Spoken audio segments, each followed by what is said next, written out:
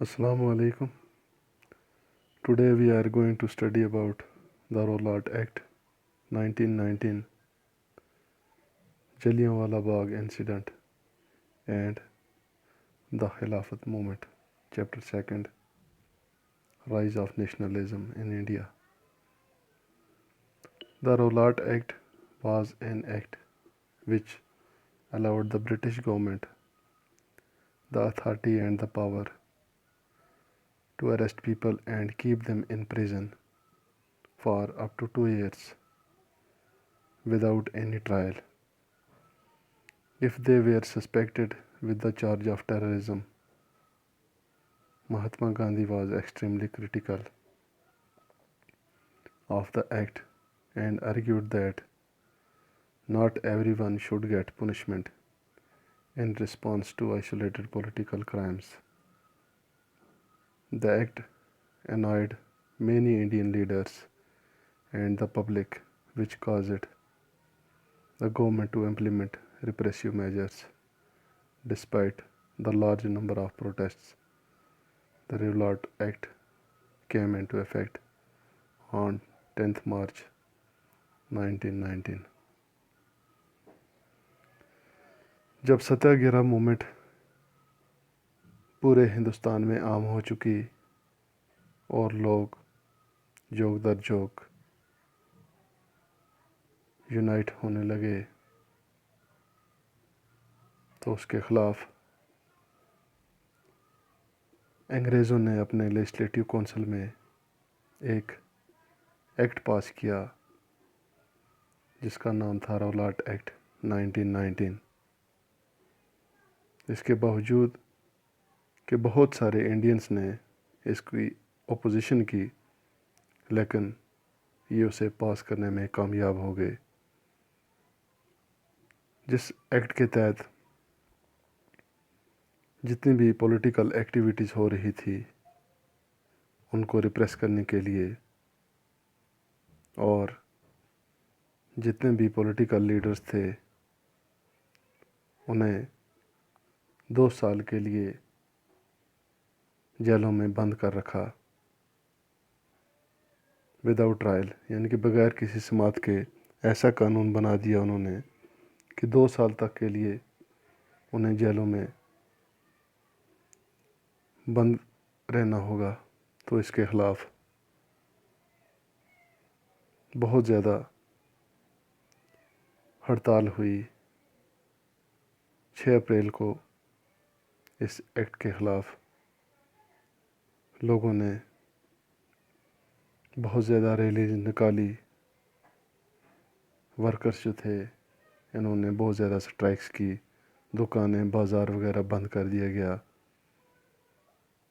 यहाँ तक कि कम्युनिकेशन और रेलवे सिस्टम जो था ये पूरी तरह से मुतासर हो गया। तो ब्रिटिशर्स ने वहाँ के जितने भी लोकल लीडर्स थे इन्हें लाकर जेलों में बंद कर दिया इस एक्ट के तहत। यहाँ तक कि महात्मा गांधी जो थे इन्हें भी दिल्ली में आने से रोका गया। तो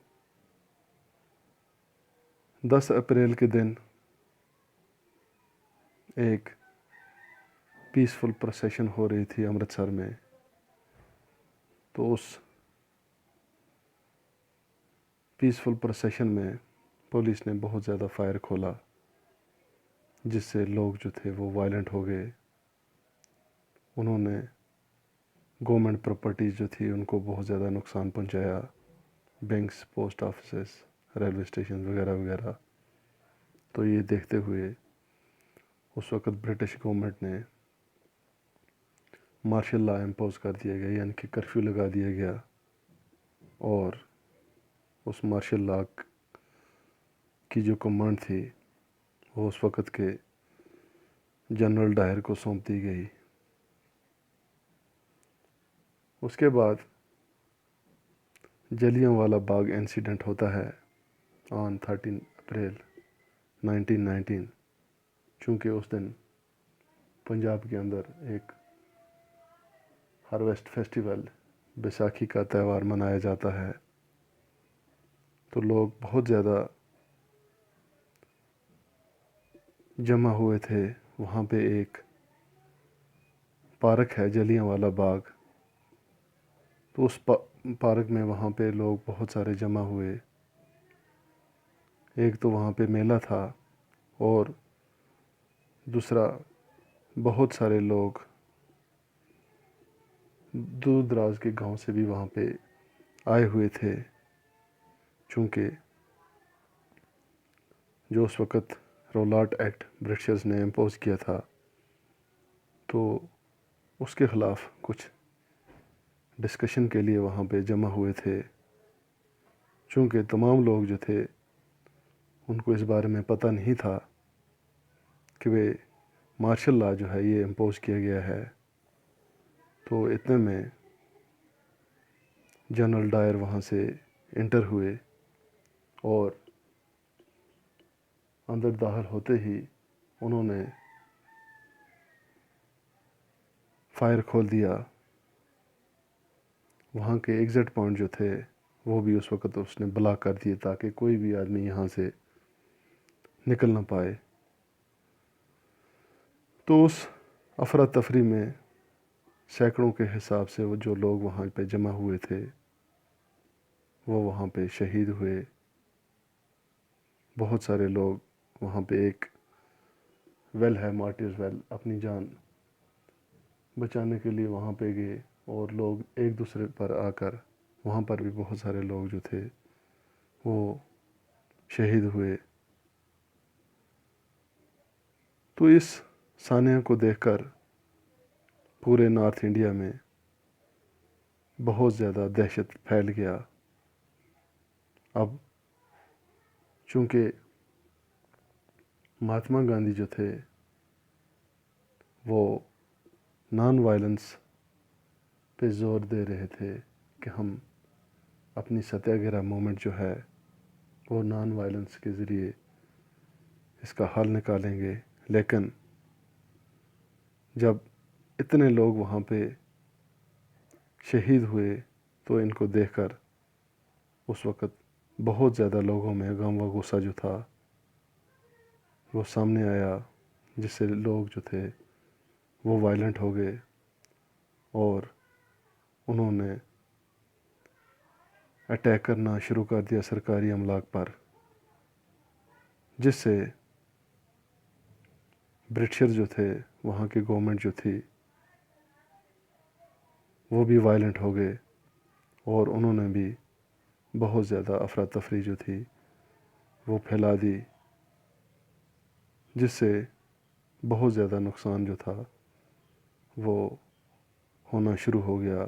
تو گاندھی جی کو اب یہ محسوس ہونے لگا کہ یہ جو رولارٹ ایکٹ ہے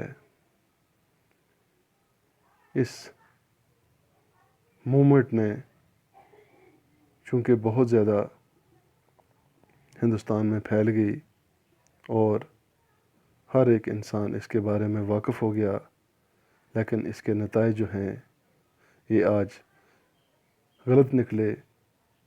تو اس لیے اچھا ہے کہ ہم اس کو یہاں پہ بند کرتے ہیں اور ہم آپس میں مل بیٹھ کر ہندو مسلم تمام ایک ایسا ذرائع ڈھونڈتے ہیں جس سے ہم اپنے باقی مسائل کا حل جو ہے وہ آسانی سے ڈھونڈ نکالیں. تو اس دوران چونکہ فرسٹ ورلڈ وار کے بعد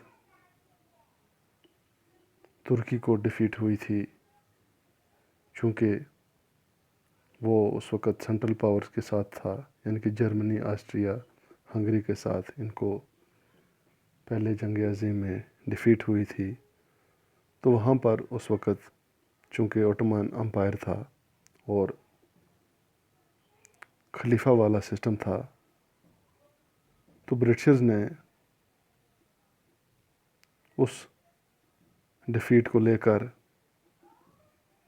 انہوں نے ریمرس شروع کی کہ ہم ایک ایسا